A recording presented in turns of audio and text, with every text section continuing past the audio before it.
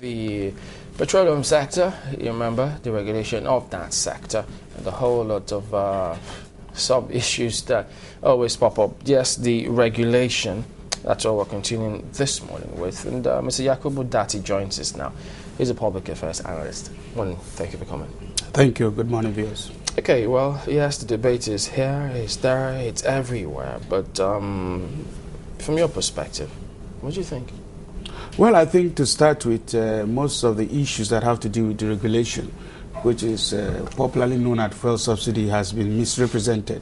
So at the first glance, everybody jumps up to say no. But basically, deregulation is about a product that is coming in to Nigeria, being subsidized by government. Meanwhile, the benefits of the subsidy is not getting to the people. And so government is trying to see ways where they can ensure that those benefits that are going to a selected few are released for the general good. And the way to be able to do that is actually to remove the subsidy. Well, to start with, let's look at the statistics. PMS arrives in Nigeria at, that's petrol, at an average of about 115 naira per liter. All right. At the end of the day, it's sold at, the marketers say it costs about 143.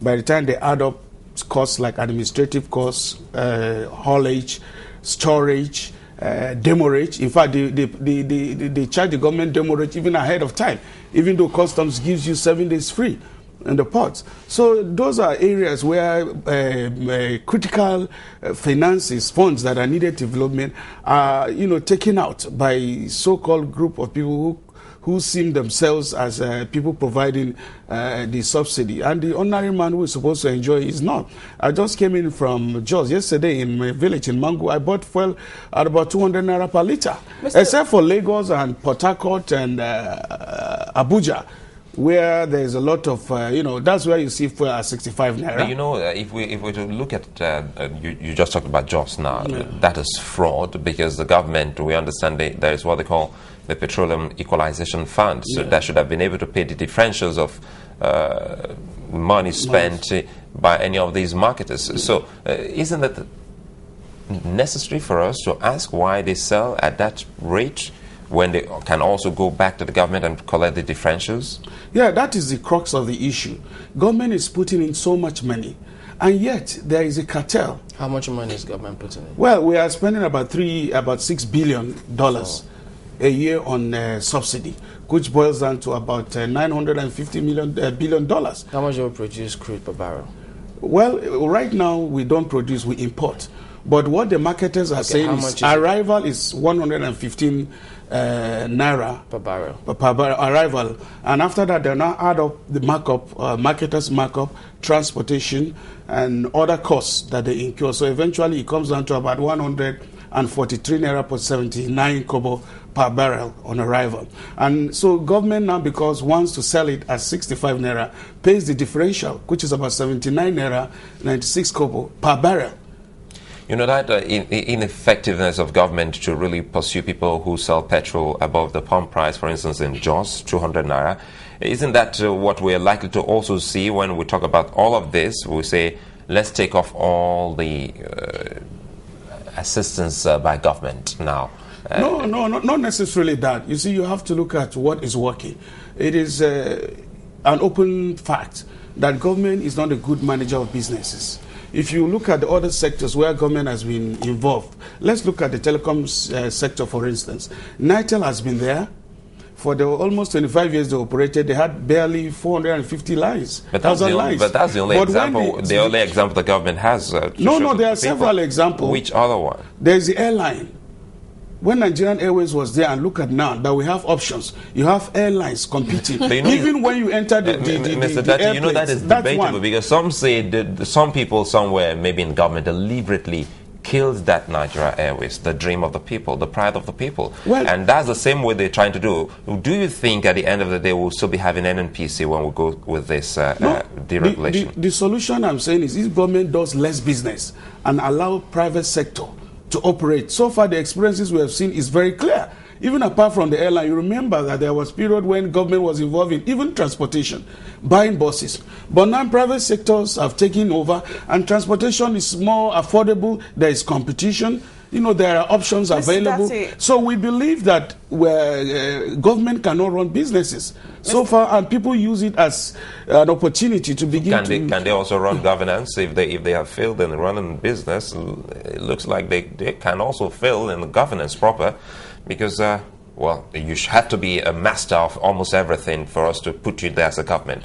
Well, the truth is, if you look at most democracies in the world, government hardly participates in business. It's purely a private sector issue. You know, Mr. Dati, that is very debatable, and I'll give examples. You cited two very clear examples. You've talked about NITEL, the telecommunication sector. You've also talked about the airline sector. Yeah. And in recent times, the complaints that have been coming from the aviation sector have been loud enough to actually burst anyone's eardrums, for anyone who's actually trying to pay attention. Because even the sector needs some form of regulation. It seems that travelers are left at the mercies and the whims and caprices of those who operate these airlines. There is no strong regulation policy there. Is it with the telecommunication sector? The regulation policy there is also not as strong as it should be. These are the kind of, complaints. When it comes to using the cell phone, it might not be an optional matter. But when you have to use petrol on a daily basis, this is something that affects the lives of people. There have also been this argument about how, transport diesel has been deregulated in recent times, and people haven't felt the impact. Transporters haven't paid the difference. But this is something that would bear an even much more stronger impact on the daily lives of people. And you're saying that we should actually just let it off, we should remove subsidy, because we cannot manage how this subsidy gets down to the lowest or to the barest, to the masses, to put it that way. Is that what you're saying? No, not necessarily that. You see, what we are saying is that there is a need to do things in a different perspective. What about strengthening regulation? What about making sure that the things we have in place? What about making sure that the NNPC is effective? What about making sure that the Petroleum Equalization Fund is effective? What about all those other measures? What about subsidizing Gary? Well, subsidizing bread? The question... Or some of the issues that have direct bearing on the ordinary man on the streets. Are we going to live a country of subsidizing everything we do? Mr. Dati, are we removing subsidy from petroleum to subsidize food? Is that what we're saying? That is what we are saying, that this funding that is being wasted will now be applied to critical areas. Look at the issue, for instance. We just heard the other day that the state governments are almost going bankrupt because they can't even pay the new minimum wage. Now, this funding that is going to be saved from the subsidy will be applied according to the revenue sharing formula to states, local government, and the federal government. So you also see that there will be benefits that will trickle down to the individuals. The question, moreover, you also heard the other day when Professor Moye, the special advisor of monitoring performance, was here, that there are safety nets that are being developed to cushion the effects of this subsidy, because definitely there will be subsidy. It's like a cancerous child or person. Before you remove that cancer, there has to be surgery, and surgery doesn't come easy. But the point remains that those about 950 billion naira that goes to few pockets must be rescued for the purpose of ordinary Nigerians. You're missing the debate here. The debate is not really about subsidy or price increment. The debate is about management. That's what the debate is about. Because if you say that you're going to remove something because it has not been properly managed, and you hope to be able to save something, how are you going to manage the savings you're going to make? That's the question people are asking. If we cannot trust you to manage subsidy, what is the guarantee that this time around you punish us and, okay, finally we begin to pay higher prices for fuel and a host of other things because this is going to go across board? What are the chances that you'll be able to manage the savings? That's basically what the debate is about. Well, actually, I sympathize the flow of emotions on this topic, because obviously it's something that affects everybody. But the fact remains that we know several governments have failed in such trying to manage. Mr. But Dati, there is a need to give this government an opportunity. It is not an emotional argument. Let me, please. There is a need to give this government an opportunity. President Jonathan promised to transform this country. And most leaders just come, take their time and just fizzle out. This man is here to make a difference, and he's just been on board for about 5 months. He should be given the opportunity. And well, let's look at track records. He promised a free and fair election. When he even got Jega, people were saying, are you sure you want to win this presidency? I mean, confidence was built in. So let's look at the track record of the man at the driving wheel now. Instead of visiting the scenes of former governments on... Could you give us an economic track record? Right now, the Fitch rating has moved in terms of policies that we've put in place. No, in this well, in the first place, the economic management team under Ngozi Iweala has inspired so much confidence. And that has even moved Nigeria from unstable rating at the Fitch rating to a normal level. In other words, our banks are able to operate internationally. I think I understand it, but people will have this confidence in the administration if they can unmask the cartel. If they keep telling us that there is a cartel, and because of this cartel, some people will have to suffer a little bit before they get to see heaven.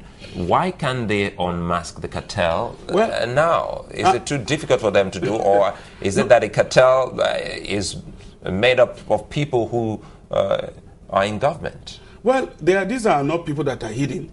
The policy of subsidy is such that these subsidies are paid to oil marketers. And we all know the oil marketers.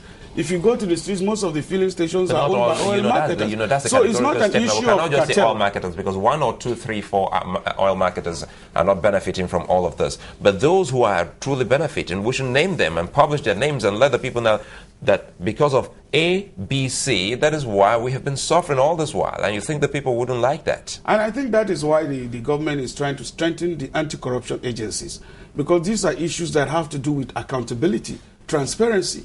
And that is why so much is being done to ensure that there is enough monitoring. It's not easy to make a change overnight. It's a process. And we need to strengthen our structures. And that is why President Jonathan said it's not about the individual, it's about strengthening the structure. If they refuse to unmask the cartel, people will think that the financiers of political or politicians are members, or are these cartel owners, or the members of this cartel. Because until they do all of that, because as you rightly said, some people are not averse to this deregulation. They just want government to do the right thing. And if the other day we saw the Senate President David Mack say on television that there exists cartel in the oil sector, and you're still saying it, and everyone is saying it from government side, isn't it time that we unmasked the cartel?